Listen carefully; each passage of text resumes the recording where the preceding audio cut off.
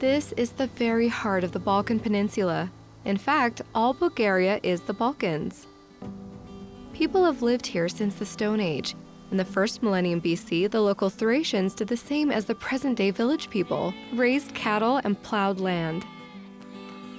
Here, everything is the same. It was 100, 200, or maybe even 1,000 years ago. Anyway, the animals are sure to be the same as in the times of the Thracians. The same breeds without any crossbreeding, genetic experiments, or artificial breeding. A real journey through time.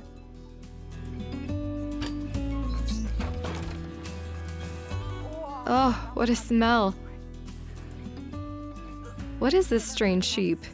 This is the oldest sheep of all. Yes, judging by its cut. It's really ancient. This. The owner of these ancient sheep is not just a farmer. Attila Sedevchev is engaged in preserving the indigenous breeds as well. The Karakachan sheep is really special. It is the domestic sheep's closest ancestor to the wild European mouflon. And you can tell. Hold it, listen. It's stubborn. Is it spunky? An energetic sheep. Aha, okay. Well, it's cocky, like all mountain animals. It's mobile and energetic. I can see. Yes, energetic. The Karakachani nomads bred mobile animals with strongly marked herding instincts. These sheep are really adapted to the local environment. The Karakachani are an ancient population of nomadic shepherds who roamed the territory of present-day Bulgaria and Greece. Today, most of their descendants have abandoned the nomadic lifestyle, yet the breeds they developed retain their ethnic name. Come on, let's go, move! I have a question. How did the nomads manage to control these sheep? It seems we're in the middle of a big city at rush hour. Easy, easy everyone, we'll make it. Easy, easy, easy. To prevent their wonderful fleece from going astray, not to mention the sheep themselves, the Karakachani bred special Karakachan dogs. Well, and here is the real shepherd. The sheep. Very unusual dogs. Well, hello there, do you like that? I've seen a lot of sheepdogs. Central Asian sheepdogs, Caucasian sheepdogs, Pyrenean sheepdogs, but I've never seen dogs this sweet. This is a Karakachan sheepdog. Not only is it beautiful and kind, but its main advantage is that it can distinguish between the sheep. It recognizes them. I don't know how, since... Come here, let's take a look at you. Since I think they are all the same. But this unique dog can differentiate the whole herd. Can you imagine? It remembers them. It has a really good memory for faces and attends to them, of course. The farm turned out to be quite big. Having dealt with the sheep, the dogs went back for the goats. The goats are unusual here as well. They are not as ancient a breed as the sheep, but this is a local breed with long and glossy wool. Would you like to hold him? Sure. Hold him. Here. Oh, this goat weighs a lot. How much does he weigh? 30 pounds. Oh, 30 pounds? That's nothing. Hey, little one. Smells nice. Is this an ancient goat breed as well? It's the most interesting rather than the oldest. This breed has the longest hair. It's... Shh, hush, hush, hush. I'm a goat whisperer. The hair, the wool of the califer long-haired goat, grows to over 3 feet long. People here don't even know that a goat can stink. Even an old one of these goats smells like grass and dirt only, and baby goats smell like milk. You know, its wool is like a baby's hair. What do you mean? It's thin, soft, really nice. Soft and curly. Curly, soft, as if... That's its unique feature. He uses the trendiest shampoo. Aha. The hospitable farm owner was eager to show all his farm animals to me, but I wanted to spend some more time with the Karakachan dogs. They are super likable. All in all, it's clear why fans of this breed are likely to invent all sorts of stories to make these happy giants seem even more significant.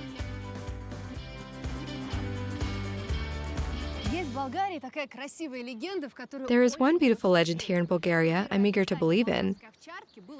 The Bulgarian sheepdog was first described as early as the 6th century by the Utica ruler Sandulch. He passed a law according to which a dog accompanying the sheep and considered a war dog had to be big with a big heavy snout, broad chest, drooping ears, straight tail, and mostly white with black spots. Here we see a unique red pattern. This dog is special, but still. So according to this legend, this is the first standard for dog breeds set by the state. Do you know that you're special? Do you know it?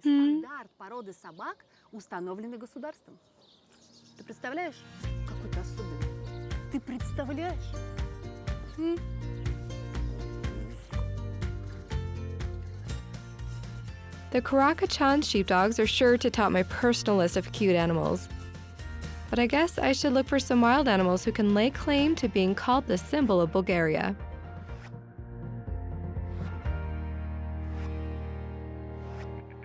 Everywhere I went in Bulgaria, I saw stork nests. No wonder a lot of legends and popular beliefs are connected with storks here. People used to think that in winter, storks migrated to the land of miraculous lakes. If a bird plunges into one of them, it turns into a human. If it dives into the other, it becomes a stork again. And as soon as the bird returns, the spring comes, which signifies the rebirth of all living things. It's clear that this important bird enjoys a lot of respect. The houses storks choose to build their nests in is respected as well. What's more, if there are no stork nests in a village, it is considered cursed. Thank goodness, I can see a nest here. Hello! Hello. Tell me something about this nest, about this stork nest. 30 years ago, there was a bad storm here, and a tree with a nest fell down. So the storks brought their nest here to this post and have stayed here for 30 years. Wow.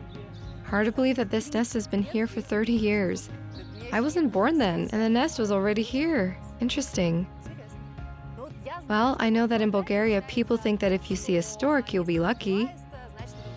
Everything will be all right. Is that true? We also say that a stork makes its nest next to the house of the best person in the village. Aha! See, I knew where to go. By the way, Georgie told me that to deceive a stork in Bulgaria is a grave sin. The feelings of love and respect for these birds are expressed in a practical way. About 15 years ago, the nest got so big it touched the wires. During the rain, short circuits happened from time to time. Then people from the electric distribution company came, built a special platform on that pole, and moved the nest there. Frankly speaking, I'm amazed at the love they have here for the storks, and the fact that Bulgarians are ready to talk about it for hours. But there are a lot of birds in this country. I need to take a closer look at them too. Who knows, maybe I'll find another living symbol of Bulgaria.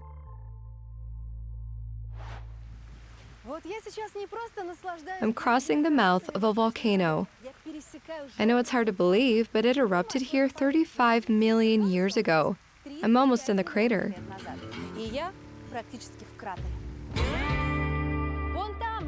Over there you can see the Greek border, and there's Turkey.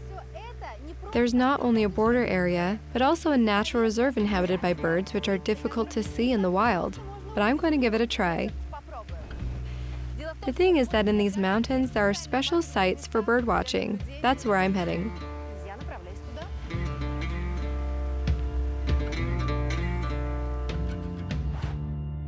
In fact, the closeness of the national border and the accompanying restrictions resulted in this area becoming a land of wild birds and reptiles. Whoops, that was dangerous. Here it is. What a beauty. Yes, you might be thinking that's a snake, but in fact, it's a lizard. Look, oh, it's beating its tail. I better not be too loud as it reacts to the sound and starts getting nervous. Do you know how to tell a lizard from a snake? Whoops. It's simple. Look into its eyes. Are you a lizard or a snake? Okay, you're a lizard, but you behave like a snake. In fact, it has to blink. If it does, it's a lizard. If it doesn't, it's a snake for sure. It's blinking. Good. It has a funny name, the sheltopusik, or the European glass lizard. Its belly is yellow. I guess you can see it. It feels nice. Well, I'm not gonna bother you anymore. Good girl. You had your own plans, and here I came. That's it, I'm letting you go. I need to go on exploring the rhodopes. Bye, cutie. Oh. Easy, easy, easy. Go on.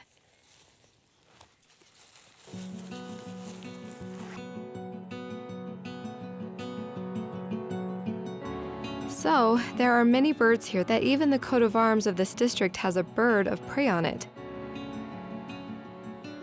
The district of Matarovo is called the bird-watching Mecca.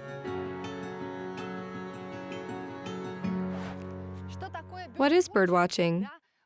That's when you watch birds without any scientific interest, just for fun. By the way, you can listen to birds as well. Listen. Can you hear?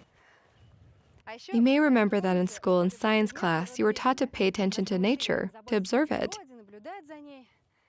I remember assignments like count the thrush's eggs, or watch the magpie build its nest, or make a bird feeder. Well, something like that. Bird watchers do almost the same, but they don't bother to build feeders. Specialists make feeders and take them here, to this area where birds are already attracted with food. All that is left to do for people like me is to enter a hut like this.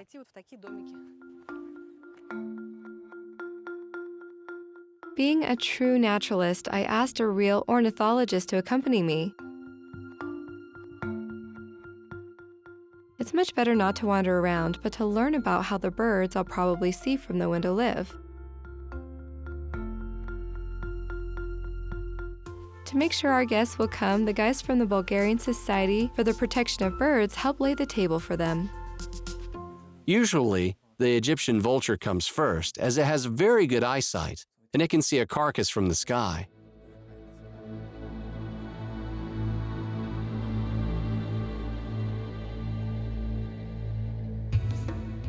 That's right, it's an Egyptian vulture. You see yellow head, white feathers. Here, in Bulgaria, it's really rare. So we're truly lucky to see it. Listen, we're lucky. We've just seen a very rare bird. It seems as if griffon vultures, that's the common name for several species of scavengers from all around the country, have gathered here. They only feed on dead animals. In fact, griffon vultures fly in the air and do a very important job. They clean up everything. They stop the spread of diseases and the development of bacteria. The stomachs of griffon vultures are serious disinfection facilities. The acid concentration there is such that even cholera and anthrax germs can't survive. So despite their unattractive appearance, griffon vultures deserve some respect. Look, a kite is flying above the Egyptian vulture. A kite. They often steal food from the other birds, since their speed allows them to. Kites are just like muggers. They fly to their victim, grab the food, and disappear. But they are really nice looking. Like human beings. I thought this morbid feast was coming to an end, but just then the heavyweights turned up. They're Eurasian griffons. They are real monsters. Their wingspan is about 9 feet. They are huge. The Eurasian griffons gather in big groups, so in a few hours, they can eat a whole cow. I thought that if Volan could, he would immediately call one of his beloved griffon vultures the symbol of Bulgaria. Most likely the Egyptian vulture. Young birds, like that brown one, are likely to start looking for a partner soon to form a couple. Only after 2 years of courtship will they have chicks. The Eurasian griffins are really good parents. You see, there is only one adult bird here. I guess it's male, as its head is more orange. It's a male. The female is in the nest protecting the chicks because they are so small, and she cares for the chicks all day long. And then the next day, they change roles. The male stays in the nest, and the female looks for food and brings it back. In fact, they are wonderful parents, and moreover, it is said that they are faithful to their partner for life. Swans are usually praised for being faithful partners, but this is true fidelity. By the way, why don't people say as faithful as a vulture? Ah, a good question. Isn't it? It's time to get out of the bird kingdom. To tell you the truth, all my limbs are numb after sitting so long in this hideout. Though it was very interesting to listen to Volin, who is really in love with his vultures, I can't imagine these wonderful, useful, but also such unappealing birds will be able to lay claim to being the symbol of this wonderful country.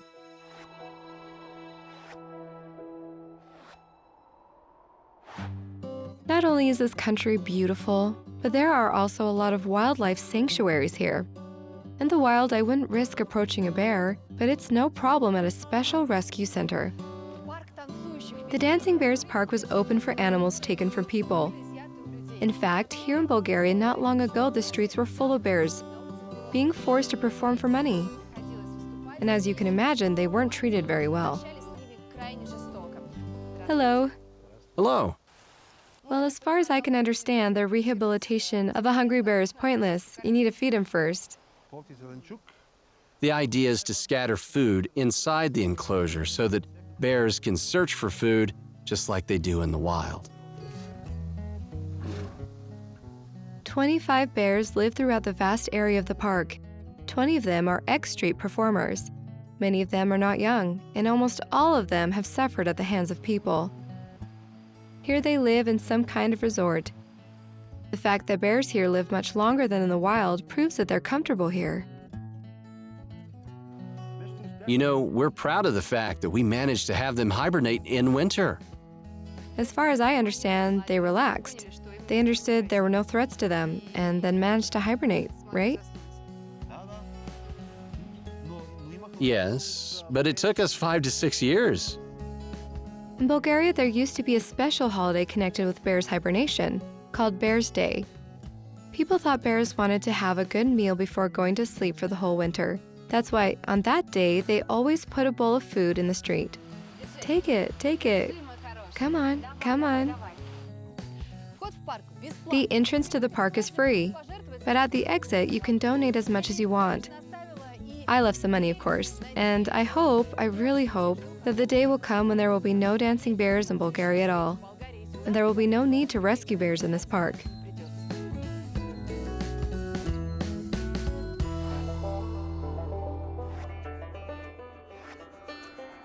Bulgarians say that if there are no ducks on the water, it will rain. I don't know about ducks, but to see our next nominees for the symbol of Bulgaria, I had to travel many miles.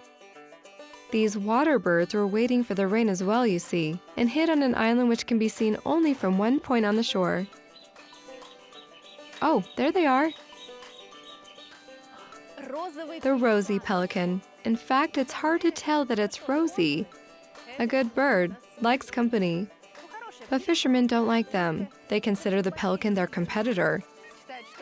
But like they say, a bad fisherman always has a good excuse, even rosy pelicans. Why do I say they like company? Because pelicans do nothing on their own. They fish together and they build nests together. This is one of the few birds capable of cooperation. Despite their proud appearance, pelicans are quite democratic, by the way. They don't have a leader. All members of the flock have the same rights and status. Well, almost. The oldest birds occupy the best fishing spots. But still, no one abandons the flock. No one is driven away from the catch. For instance, if pelicans see fish, they start flapping their wings together to chase it to shallow waters. Only then do they chow down, the whole flock. Cheerful birds.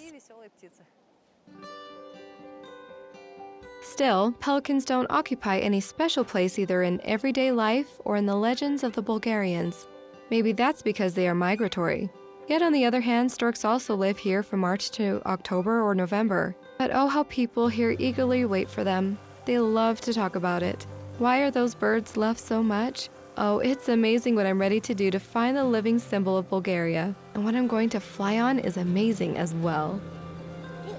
Well, we have one goal, to see a stork's nest. And enjoy the beauty of Bulgaria, of course. Will you show it to us? Sure. Let's go. The most important thing is not to scare the stork away. Ready? We're taking off. Oh, wow.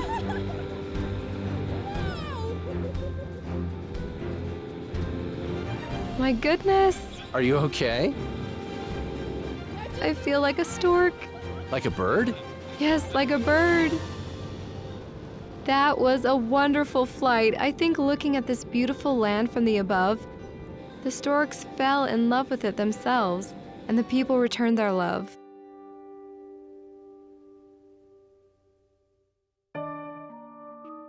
One of the main holidays in Bulgaria is at the beginning of March, when the sun starts warming the ground. That's when Bulgarians make small decorations out of red and white threads. These are called martinitsi, and people give them as gifts. You have to wear it until you first see a stork. Then you immediately tie it to a branch of a tree or bush, and you will be happy all year round. Oh, there they are! There's a nest over there. Let's have a look at it. Oh, there it is. There it is.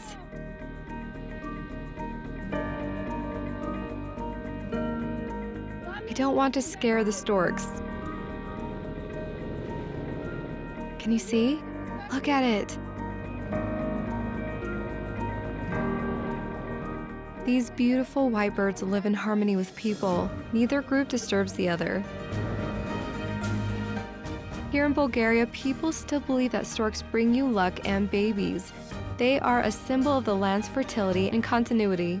Bulgarians can't imagine their country without giant stork nests and their silhouettes against the sky, the mountains, the fields, and houses.